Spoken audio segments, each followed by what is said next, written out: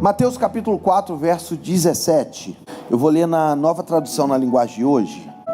Diz assim: daí em diante Jesus começou a anunciar a sua mensagem. Ele dizia: arrependam-se dos seus pecados, porque o reino do céu está perto. Olha que mensagem extraordinária. Jesus, ele assume a mensagem que João Batista pregava. Ele assume a mensagem do reino. Por que de João Batista? Porque ele é o elo de ligação do Antigo para o Novo Testamento. Ele então está anunciando o reino, e Jesus, ele não traz uma mensagem nova, não é uma mensagem diferente, ele continua trazendo a mesma mensagem, a mensagem do reino, a mensagem do Pai. E ele diz que o acesso a esse reino, ele não é de outra maneira a não ser através do arrependimento e da conversão. Você precisa ter fé e acreditar naquilo que Deus está trazendo, e você precisa ter um arrependimento, que é diferente dos ritos judaicos do Antigo Testamento, que você precisava apenas seguir um rito, seguir um protocolo, seguir as normas, as regras. Mas Jesus e João Batista já está dizendo que não é apenas algo religioso, mas é algo que transforma o teu interior, que vem de dentro para fora. E é interessante que dentro do livro, ou do Evangelho de Mateus, ele faz 5 destaques da mensagem de Jesus.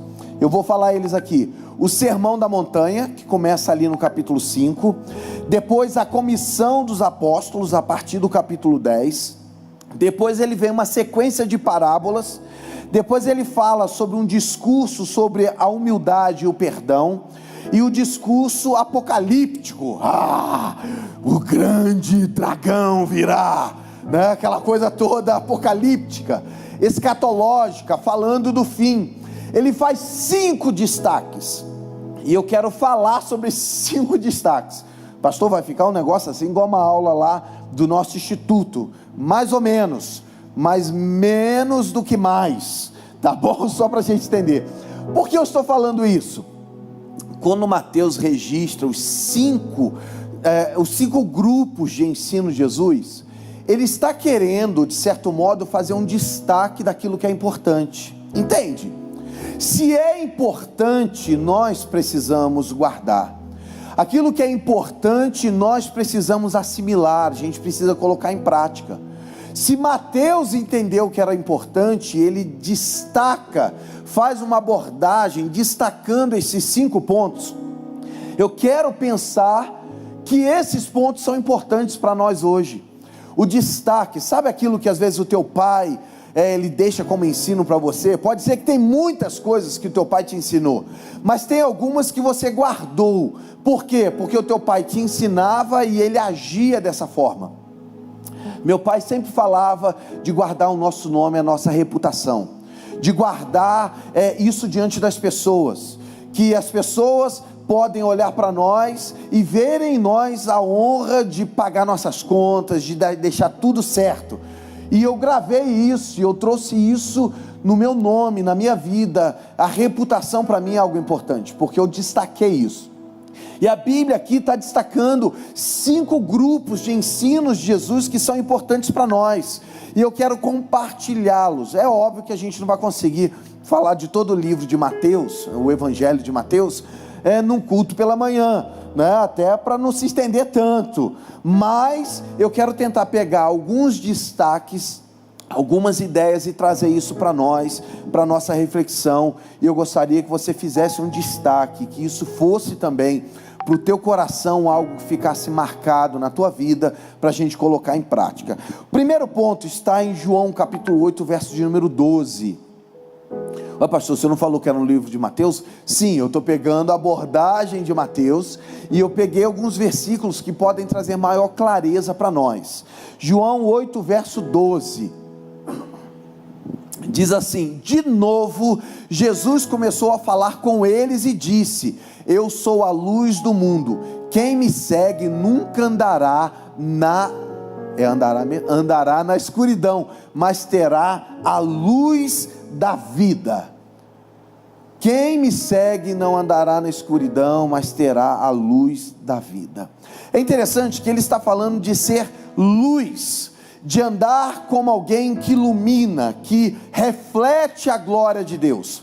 É interessante que Mateus faz esse destaque em uma abordagem dele, dizendo que nós deveríamos ser sal e luz do mundo. Ele faz um destaque mostrando que isso é importante para a nossa vida. E eu coloquei como ponto nessa passagem, esse primeiro destaque de Mateus, e nesse versículo que eu tentei incluir aqui uma ideia, que o Sermão da Montanha, que é o início do Sermão da Montanha, no capítulo 5 de Mateus, ele faz um destaque de como nós devemos viver.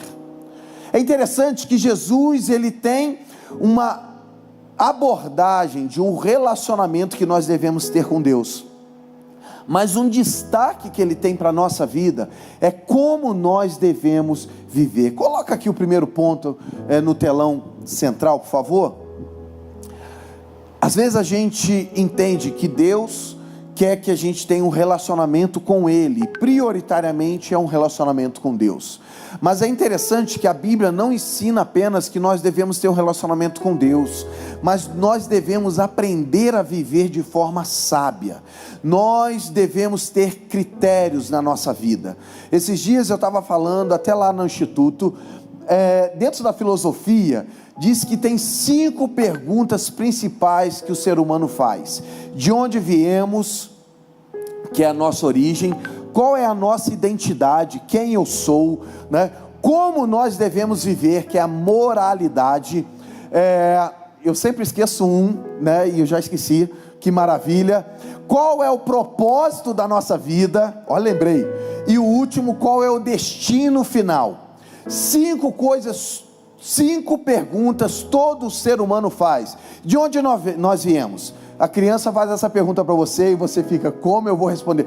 Nós viemos de Deus. Tá bom, mas eu nasci da tua barriga, como eu fui parar lá? Aí você tem que tentar explicar isso. Que dificuldade, irmãos. Parece uma pergunta simples, né? Mas no início é difícil de responder para uma criança de 2, 3 anos. Como eu fui parar lá? Entendeu? Origem, quem eu sou, identidade. E é interessante que a filosofia fala sobre isso, mas a Bíblia também ensina sobre como devemos viver. Qual é o propósito da nossa vida? Qual é o propósito da nossa existência? É como eu devo viver? Será que eu posso viver passando a perna em todo mundo, desonrando, agindo de má fé? Ou eu devo viver de uma maneira que honre os meus pais, que honre o meu Deus? O Sermão da Montanha apresenta isso. Qual tipo de pessoa eu devo ser? Como eu devo agir? Como eu devo fazer as coisas? São perguntas que são importantes para nós. Quando a gente fala aqui de como devemos viver, eu fiz 3 abordagens. Primeiro, é o tipo de pessoa que nós somos, a nossa essência. E a Bíblia diz que nós em Cristo, nós somos filhos. Você tem um pai, e esse pai te ensina e ensinou coisas. E a expectativa do pai é que o filho siga suas orientações, que o filho venha refletir aquilo que o pai é. Quem você é em Deus? A pergunta para nós é que a partir do momento que você teve uma conexão com Deus e se relacionou com Ele, qual tipo de pessoa que você agora é? Você continua com a mesma vida que você tinha, ou algo transformou a tua realidade? Algo mudou a tua essência? Os teus relacionamentos mudaram a partir do momento que Deus chegou até você, que Deus veio fazer morada na sua vida? Na tua empresa as coisas mudaram? No relacionamento familiar as coisas mudaram? Porque a Bíblia diz que a partir do momento que nós estamos em Cristo, nós somos filhos, e o filho tem uma essência diferente dos filhos que estão longe. O filho em Cristo teve a sua vida espiritual reavivada. Nós nascemos de novo. E é uma grande pergunta para nós. Quando Jesus está destacando como devemos viver, Ele está destacando que nós agora, como filhos dele, temos uma vida diferente, porque a essência que está em nós foi transformada. E isso acontece de uma maneira tão extraordinária, que às vezes você não sabe falar o crentez ainda, né? A língua dos crentes, ou bênção, ou glória, aleluia, fala varão, varou, a gente não sabe essa linguagem ainda, mas dentro da gente alguma coisa diz que tem certo tipo de coisa que a gente não pode continuar fazendo. Dentro da gente, ainda que a gente não sabe o crentez, a nossa língua cristã, evangélica, a gente sabe que existem coisas que Deus não nos chamou para ficar fazendo, porque Ele age dentro de nós e transforma a nossa realidade interior prioritariamente, que é a nossa essência. A segunda coisa dentro desse primeiro ponto é o que você agora faz. Se mudou dentro, as nossas ações exteriores são transformadas também. Há uma mudança naquilo que é o resultado daquilo que sai de nós. O fruto é diferente. A realidade externa, exterior também é diferente. Eu não estou falando só mudança de roupa. Eu não estou falando somente que você agora parou de beber, parou de estar em botequim, em bar, sei lá o quê.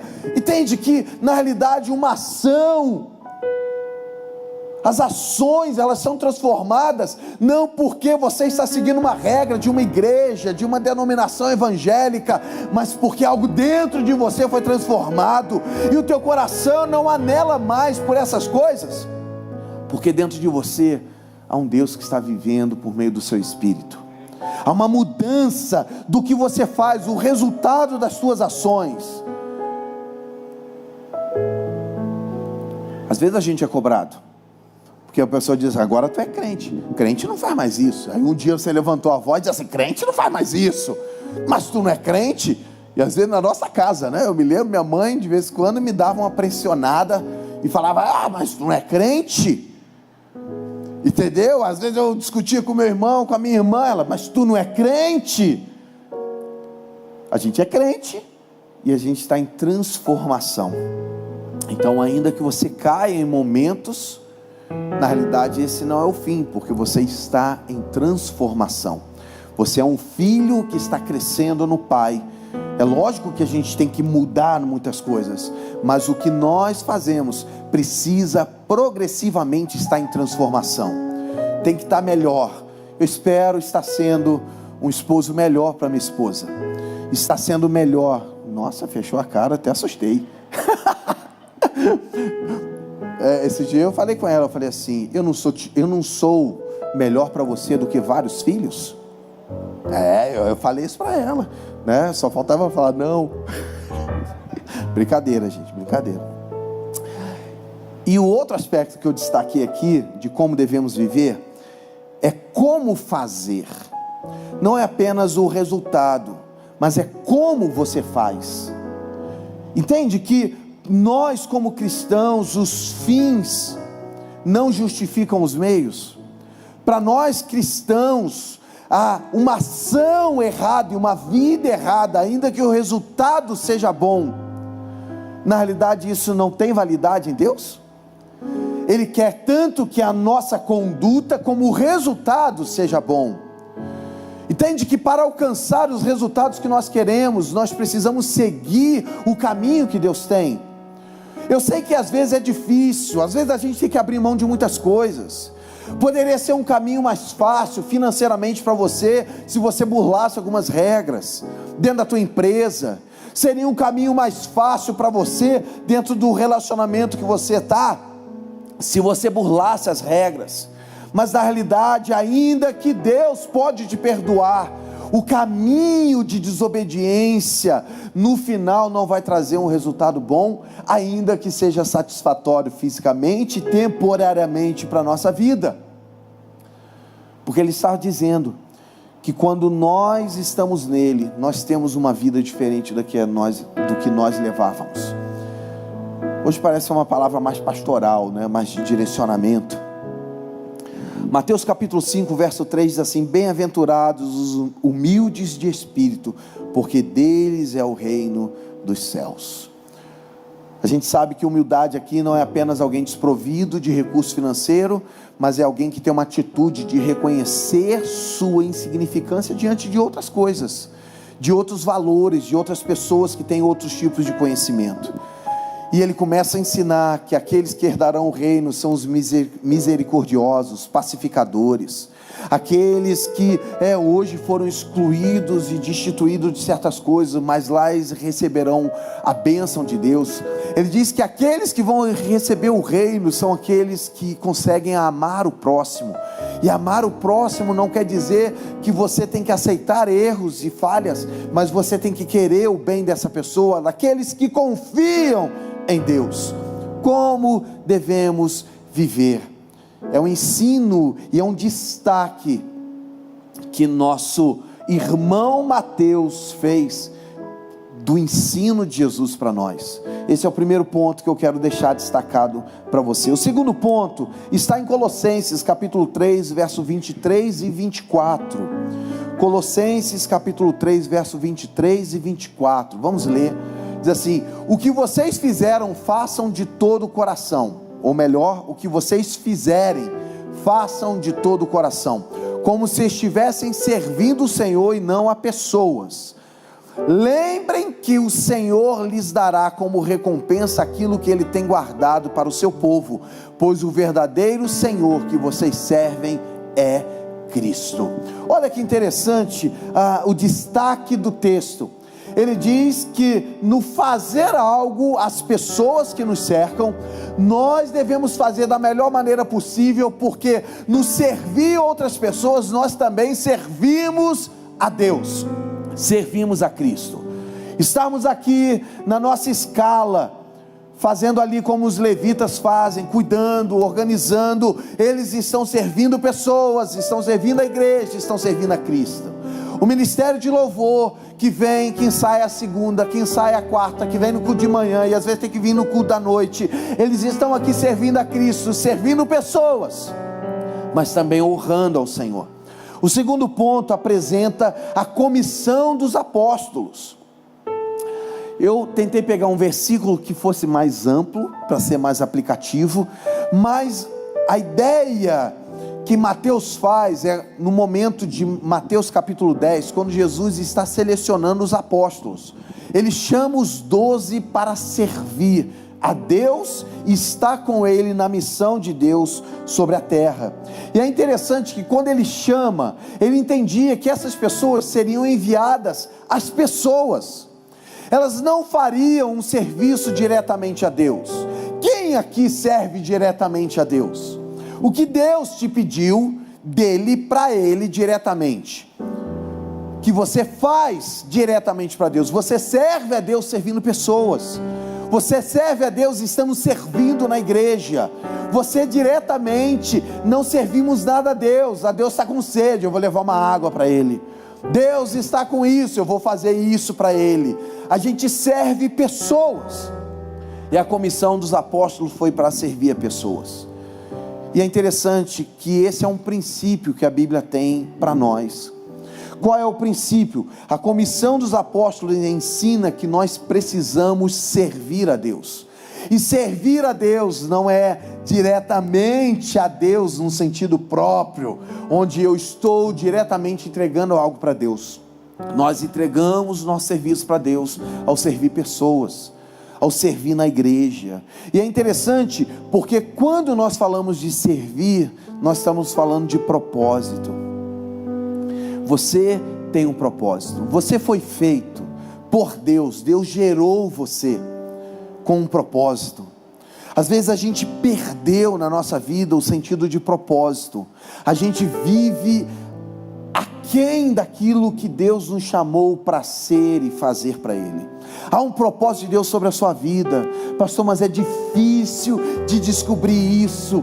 Por isso a ideia de propósito se manifesta de uma maneira muito prática, que é servindo pessoas, que é fazer o melhor dentro do ambiente que você está, é servir pessoas, e não só pessoas que são estranhas, ou pessoas dentro do teu grupo de amizade. Às vezes é servir na tua própria casa.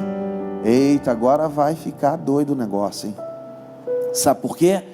Porque a gente tem a capacidade de tolerar o de fora, a gente tem a capacidade de ajudar o de fora, a gente tem a capacidade de, quando alguém pede um favor, fazer para as pessoas e não fazemos para os nossos.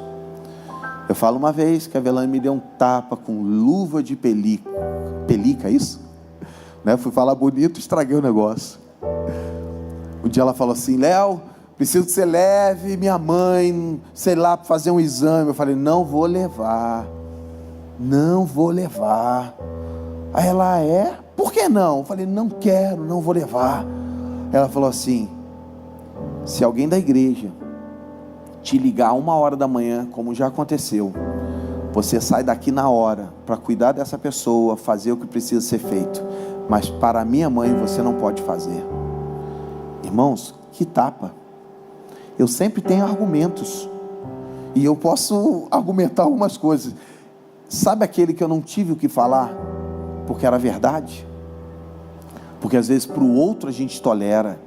A gente recebe pessoas aqui que pecaram, que erraram e estão voltando, mesmo a gente tendo falado para elas que não era o caminho, que não podia fazer. Aí a gente recebe e diz assim: que bom que você voltou, meu irmão.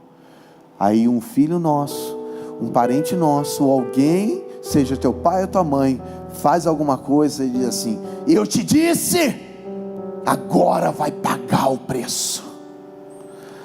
Entende como que a gente vive nesse tipo de relacionamento meio estranho? Não sei se a gente foi moldado de uma forma equivocada.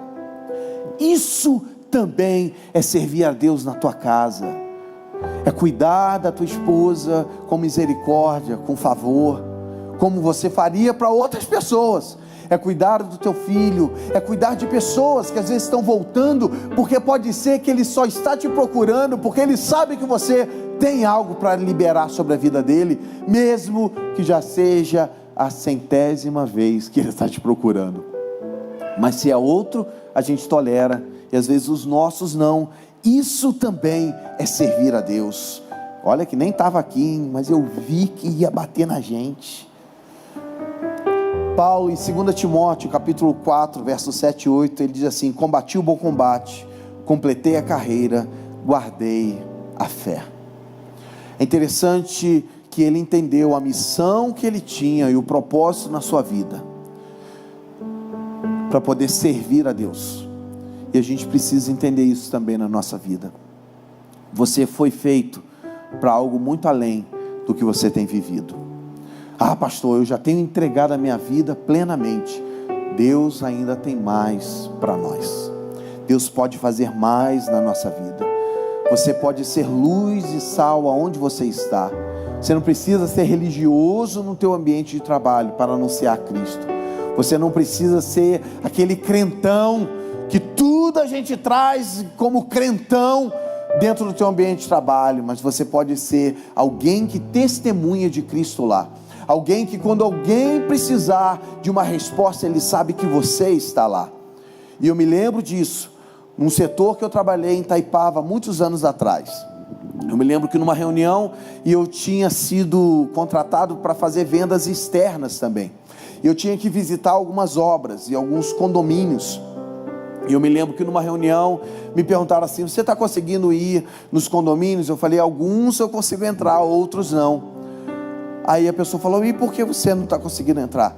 Eu falei assim: porque as pessoas chegam lá, quando eu chego na portaria, tem muita gente famosa, gente rica que mora lá, o porteiro não deixa entrar para poder ver as obras. Aí ele falou assim: mas é só você falar que você foi lá ver uma obra específica, porque a gente tem obra nesse condomínio. Eu falei assim: mas eu não vou lá para ver essa obra. Aí ficou aquele clima meio chato, né? Porque a pessoa falou assim: você pode mentir, entra no condomínio, fala uma mentira, vai lá, vê as outras obras, ainda que você não vai fazer o que tem que ser feito. Eu falei: mas para mim não vai dar, dessa forma não dá. Aí ficou aquele clima, e algumas pessoas: são valores diferentes, pessoas têm valores diferentes dos nossos. E eu me lembro que passou uns 2 meses, a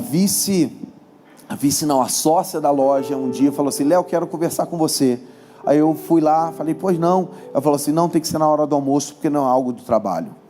ela abriu o coração dela e disse assim: eu estou com um problema, eu vi que você é alguém que eu posso confiar. Estou com um problema no meu casamento, estamos quase separando, eu preciso de ajuda, e eu sei que você é alguém que eu posso confiar. O testemunho lá de trás trouxe a possibilidade de eu estar cuidando de uma família, orando e direcionando, né? E glória a Deus, naquele período a gente conseguiu fazer ali um trabalho de cuidado com os casais, com o casal, e eles permaneceram naquele tempo. Infelizmente, depois de alguns anos, a gente já não estava mais lá, se separaram. Mas eu estou tentando dizer que você pode ser luz, você pode edificar e cuidar de pessoas, anunciar que existe um reino e um Deus que se importa com pessoas, de várias maneiras, sem você ser o crentão, né, que coloca tudo entre o mal e o bem, onde a gente é super santo e todos os demais são super pecadores e que eles não podem alcançar a misericórdia de Deus. Esse é o segundo ponto. Há um propósito na sua vida. O terceiro ponto está em Mateus capítulo 6, verso 33. Mateus capítulo 6, verso 33. É um texto conhecido: buscai, pois, em primeiro lugar na sua vida o reino de Deus e aquilo que Deus quer, e Ele lhes dará todas essas coisas. Quais são as coisas? No capítulo 6 ele vem falando do cuidado da vida, de pessoas que precisam comer, pessoas que precisam beber, pessoas que precisam se vestir, pessoas que precisam de abrigo. Ele diz assim: se você colocar em Deus em primeiro lugar, essas coisas vos serão acrescentadas. Deus vai cuidar de todas essas coisas. Não quer dizer que você não tem que trabalhar, não quer dizer que você não tem que buscar, se preparar, não é nada disso. Ele está falando de colocar Deus no centro, e as outras coisas serão acrescentadas, mas você tem que estar capacitado para fazer as outras coisas também, tá bom? Mas olha só o que o texto diz. Ele começa com uma série de parábolas. Ele começa a trazer parábolas de ensinos do reino de Deus de forma prática para a nossa vida. E é interessante que quando ele está ensinando as parábolas, ele está falando sobre valores e cultura do reino. Quais são os valores de Deus? Se Deus fosse colocar algo importante, o que ele colocaria como primeiro? É interessante que quando nós olhamos na ótica humana, a primeira coisa que Deus valorizou foi pessoas. Deus valorizou gente, por isso ele foi capaz de entregar o filho dele por nós. Ele foi capaz de entregar o maior bem do reino dos céus para nós, o seu filho. Isso é valor. Valor é aquilo que a gente prioriza, é aquilo que a gente dá destaque na nossa vida. Dentro de um casamento, o que você valoriza? Qual é o valor que você dá à sua casa? Por exemplo, tem mulheres que não conseguem deixar uma casa desarrumada. É virtude isso. Mas ao mesmo tempo mostra um valor em que às vezes tem uma interferência da família. Aí ela passa o final de semana inteiro arrumando a casa e não está com o esposo, não está com a... Entende? É um valor. Para ela o valor maior é a casa estar bem arrumada, né? Mesmo que eu deixe as pessoas de lado, desde que as pessoas não sejam prioridade. É um valor, ainda que para nós é deturpado. De forma alguma eu estou dizendo que a gente não tem que arrumar a casa, tá bom? Eu acho que vocês entenderam. Eu quero dizer que a gente tem que entender quais são os valores. Eu lembro, né? E um dia eu fui numa casa e a pessoa me mostrou com muita honra, falou assim: olha, esses aqui são todos os brinquedos do meu filho, todos eles. Aí tinha helicóptero, tinha bola novinha, tudo assim guardado. O moleque não pôde quebrar um brinquedo, não teve uma brincadeira que ele fez com aquilo, porque ele não teve, ele quis dar para o filho, mas era para ele, não era para o filho, né? Eu sei que a gente tem que ter zelo e cuidado, mas isso reflete valores. Estou tentando ilustrar aqui o que é um valor, o que a gente deve priorizar. Se Deus priorizou pessoas, por que a gente não prioriza pessoas? Por que a gente prioriza coisas ao invés de pessoas? porque as coisas são mais importantes, porque as coisas têm maior significado. Entende que às vezes o nosso carro tem um valor maior do que o nosso próprio filho. Eu já falei dessa crise aqui um dia. Eu pastoreava e a igreja era em cima assim, e o estacionamento embaixo, e no final de culto o pessoal me chamou e falou assim: pastor, o Aleph está bem escrevendo no carro. Ele estava com uma pedra escrevendo no capô do meu carro. Eu olhei aquilo e falei: gente, o que eu vou falar para o Aleph agora? O que eu vou fazer? E como tinha um parapeito assim, todo mundo veio para o parapeito para ver o que eu ia fazer. E eu fui em conflito para tentar resolver aquilo, porque eu pensei umas 1000 coisas num percurso, sei lá, de 30 metros. Eu fui andando e pensando, porque eu falava na igreja e ensinava que pessoas valem mais do que coisas. Pessoas precisam ser amadas e coisas usadas, e a gente inverte isso. A gente ama as coisas e usa as pessoas. E eu naquele conflito olhando, eu cheguei lá: Aleph, o que tu está fazendo? Ele falou: pai, a gente acabou de trocar de carro. Ele falou: pai, a gente comprou esse carro agora, eu estou botando o nosso nome nele. Foi, irmãos, meu coração arranhado igual o capô do carro. Eu assim, gente. E eu já vi uma história de um pai que agrediu na mão do filho, até que deu uma necrose na mão do garoto, e ele perdeu a mão. Entende que às vezes nós temos esse tipo de atitude? A gente diz que é uma coisa, mas a gente consegue colocar um valor nela acima do valor de pessoas. Não, irmão, a minha reação foi essa, loucura pura. Aí eu cheguei lá, quando ele falou assim: estou botando o nome. Aí eu não sei de onde eu tirei o documento do carro. Falei: filho, não precisa botar e riscar mais nenhum carro, porque o que vale é o nome aqui nesse documento e não no carro. Não precisa fazer mais isso, né? Mas o coração, irmão, só Jesus na causa. Misericórdia. Quem é homem aí, comprou o carro que queria, entende, né, o mistério do negócio. Só Jesus. Como, meu amor? Levei o carro para polir? Nem lembro disso. Não ficou nada, a gente vendeu o carro com arranhão. Foi, não, isso aí, tá vendo? Isso aí não tem jeito, essa você tá errada. Aleluia, ganhei uma, irmãos, né? E eu falo agora, ela tá mudando, porque às vezes eu tô contando uma história, eu não me apego muito em datas, então às vezes eu erro a data. Aí ela vira e fala assim: não, tá errado. Eu falei: meu amor, calma. Pode dizer assim: olha, não é essa data, não quer dizer que está errado, né? E o foco que eu quero dar, eu uso a história do jeito que eu quero. Até me perdi aqui. Valores e cultura do reino. Jesus quer destacar para nós que existem valores, que existem coisas que são importantes, que são coisas que nós devemos valorizar. Eu sempre brinco sobre isso. Ninguém casa para arrumar casa, para ficar lavando louça, lavando roupa, ficar passando pano, limpando o banheiro. Alguém casou para falar: eu quero casar porque eu quero fazer almoço todo dia, lavar louça, lavar roupa, arrumar casa. Não, ninguém casa para isso. A gente casa por causa do relacionamento, mas tem que fazer essas coisas. Quem casou faz isso. Ainda que você tenha uma ajudante em casa, uma colaboradora, alguém que te ajuda, mesmo que essa pessoa seja muito boa, sempre tem algo que a mulher diz assim: cara, não é bem desse jeito. Aí você muda, você tem que adequar coisas. Ninguém casa para isso, porque o maior valor não são essas coisas. O maior valor é a pessoa que você está casando. Se esse é o maior valor, por que a gente muda isso no decorrer da vida? Porque a gente muda isso no relacionamento com as pessoas que nós amamos.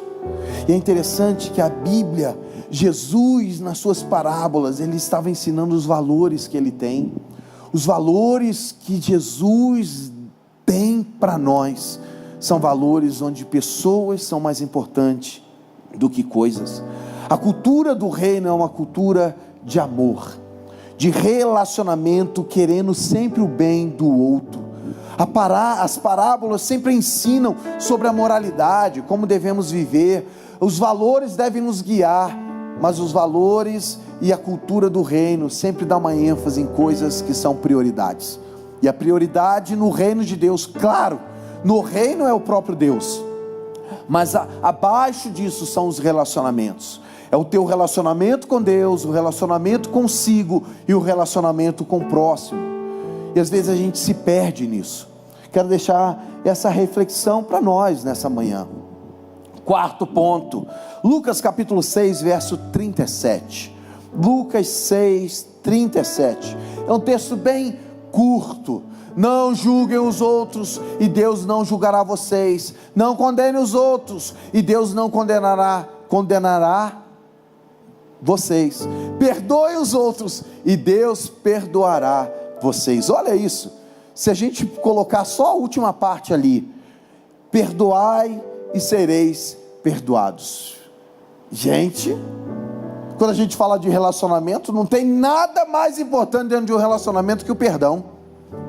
Eu sei que a gente, em áreas de casamento, palestra, a gente fala, nossa, é importante a comunicação, é importante o amor, é importante, a gente vem colocando um monte de coisa, mas para mim, uma das coisas mais significativas dentro do relacionamento é o perdão. Por quê? Eu amo Verlaine, e eu firo Verlaine, ela me ama, e ela me fere, por incrível que pareça. Eu amo um monte de gente, eu amo meu filho, ele me fere e eu o firo. Entende? Eu me comunico, a gente conversa, a gente fala de um monte de coisa, e nessas conversas, ainda que a gente ajuste um monte de coisa, a gente se fere. Se a gente não se perdoar, a gente não caminha. É interessante que Jesus faz um destaque dentro do seu ensino sobre o perdão.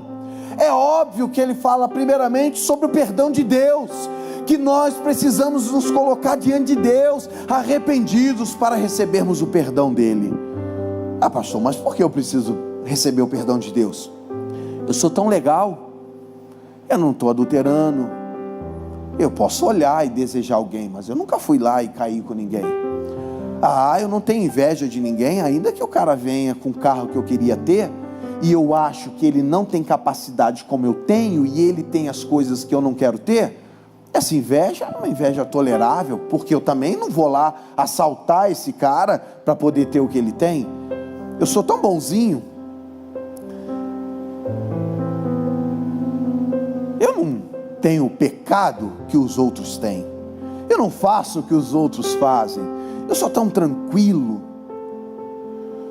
Aí a gente acha que a gente não precisa do perdão de Deus, porque a gente considera que a nossa vida é muito mais tranquila do que outros, porque a gente compara com outros e não consegue ver as coisas que estão dentro de nós e que nos levam para tantos pecados. Eu não preciso descrever pecados, é só você conseguir olhar para dentro de você e perceber coisas que o teu coração às vezes se desvia daquilo que Deus tem, da transgressão à lei de Deus, quando a gente transgride a lei, e quando simplesmente a gente não alinha ao propósito de Deus para a nossa vida, que é servi-lo, estar diante dele. Quando a gente se revolta e foge daquilo que Deus tem para nós. Tem muitas questões pecaminosas, mas o discurso de Jesus sobre a humanidade, sobre o perdão, apresenta para nós a prioridade sobre os relacionamentos. O discurso de Jesus sobre nossa humanidade, sobre o perdão, ensina que nós precisamos ajustar relacionamentos. E o primeiro relacionamento que a gente precisa ajustar é o nosso relacionamento com Ele. Não estou falando simplesmente dos teus pecados, e que você, como pecador lastimável que nós somos, precisamos pedir perdão a Ele. Sim, isso é prioridade. Mas diante de um pai, que a gente pode simplesmente chegar e falar: Pai, eu tenho pecado, eu tenho falhado, me ajuda, eu preciso recomeçar, eu preciso caminhar de uma forma diferente. É o nosso relacionamento com Ele. Eu tenho virado as costas, eu não tenho acreditado no propósito do Senhor, eu tenho guerreado mais com as minhas forças para tentar conquistar aquilo que eu preciso, eu quero, do que confiado que a Tua vontade é boa. Quantas vezes a gente vive dessa maneira, e a gente precisa recomeçar nosso relacionamento com Deus. Às vezes um relacionamento consigo, Às vezes a gente não aceita a nossa falha, a gente fica trazendo sobre nós e a gente não se perdoa. A gente não consegue abrir mão da nossa justiça própria diante das nossas pequenas falhas. Eu falei aqui do que meu pai ensinou da reputação, e você guardar a reputação, de não ter ninguém falando de você, que ele não tenha o direito de falar de você, porque você procura ter uma postura que não falha. E às vezes essas coisas viram ídolos, como já virou na minha vida, onde eu não suportava uma falha, porque eu não aceitaria alguém mostrando aquela falha diante de mim. Isso se vira um ídolo, e você se coloca assim diante de Deus, querendo manter a sua reputação maior do que a própria reputação de Deus. E a gente, na nossa falha, a gente não se perdoa. Isso vira uma escravidão. Enquanto você tem um pai que consegue caminhar com você, trazer cura, para que você não se sinta escravo de você mesmo, para que você se liberte dessas coisas que você constrói na tua mente e que às vezes te aprisiona, que está trazendo um peso. As pessoas olham e falam assim: mas você, cara, faz isso, faz aquilo outro, e você não aceita o que o outro fala de você, porque você tem uma reputação a zelar, e você estabelece um nível tão alto, que mesmo que as pessoas vejam a tua falha, mas considerem você alguém de boa índole, você não aceita, porque você não se perdoa. Você às vezes é um ídolo de si mesmo. Não sei se deu para entender essa colocação. Você se coloca de uma maneira que você se coloca como um ídolo, que tem que manter uma coisa diante de você. Isso atrapalha teu casamento, porque no teu casamento há coisas que simplesmente você pode chegar, pedir perdão e recomeçar, mas a reputação, e você trazer isso para o teu casamento, vai denigrir a tua imagem diante da tua esposa. E você não é capaz de zerar coisas no teu casamento, porque você não foi capaz de simplesmente de se humilhar. Isso é relacionamento, é aprender a se humilhar, é aprender a ser humilde, a reconhecer tuas limitações, a reconhecer que simplesmente você é humano. Eu tenho uma dificuldade, que eu estou tratando isso ainda, eu tenho uma dificuldade de chegar atrasado em algum lugar, irmãos. Que bom, eu gosto de chegar no horário, cumprir meus horários, mas eu tenho tentado lidar comigo, em mim, com isso, porque eu posso atrasar alguma vez? Podemos, todos nós. A gente não controla o que os outros fazem. Eu não controlo se o cara decidiu fazer uma manobra errada e ele bateu e que deu um engarrafamento. Eu não controlo isso. Eu não controlo se o ônibus atrasou, como a Elaine está aí, falou ontem para mim, o motorista saiu do ônibus, começou a arrumar uma quizumba. Você não controla os outros, mas às vezes você se exige, você não é capaz de se perdoar por certas coisas, e às vezes isso vira um ídolo, onde que isso você precisa manter. Achei a Elaine ali agora.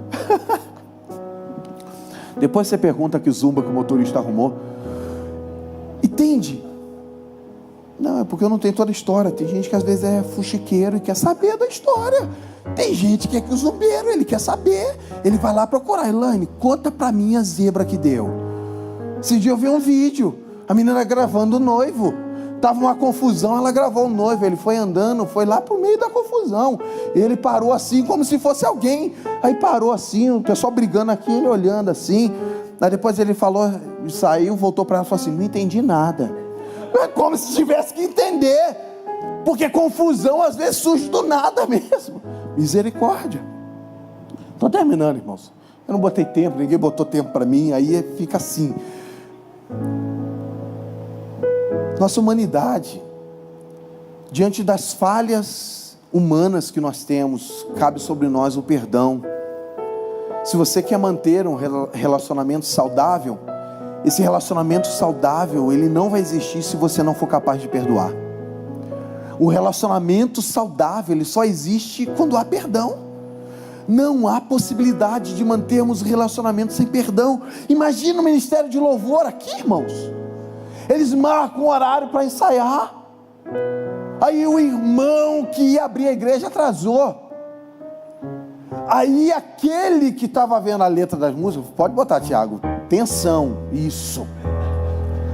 Aí o irmão que veio abrir a igreja chegou atrasado. Aí o irmão que tinha as letras, ou tinha lá todo o negócio, ele também atrasou. E os irmãos que chegaram cedo, o back vocal, está ali esperando abrir a igreja. E depois que entram, preparam tudo, não sabe quais são as músicas, não sabe de nada. Aí esse irmão já está chateado. Aí ele já ensaia de maneira com o coração fechado. E domingo pela manhã ele vem aqui, levanta as mãos, vamos lá, Jesus é nossa vida. Entende? Com raiva do irmão, porque ele não aprendeu a liberar o perdão sobre o outro, ele não aprendeu a viver, ele não aprendeu a chamar a atenção desse caba que está se atrasando em toda a reunião e dizer assim: meu irmão, eu sei que às vezes você tem um motivo, mas 10 atrasos seguidos já está demais, 70 atrasos seguidos já está demais. Só Jesus na causa. Relacionamentos são pautados em perdão. Quinto e último ponto, aleluia, Marcos 13, 31. Passará o céu e a terra, mas as palavras de Jesus permanecerão. O céu e a terra desaparecerão, mas as minhas palavras ficarão para sempre. Eu tenho boa notícia para você nesse ponto, aleluia, aleluia, é uma boa notícia. Jesus, ele faz um discurso apocalíptico. Olha, vai vir um tempo onde a terra se desfará e será feita uma nova terra, onde haverá um juízo, onde as coisas se findarão, e eu vou fazer todas as coisas novas.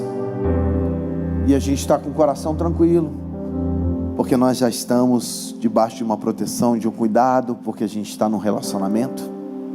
Aleluia, isso tem que ser celebração, irmãos. A gente já está num relacionamento, estamos debaixo de um cuidado. Ninguém entendeu. Aí ele diz assim: todas as coisas vão se completar, o plano de Deus será realizado. Olha isso.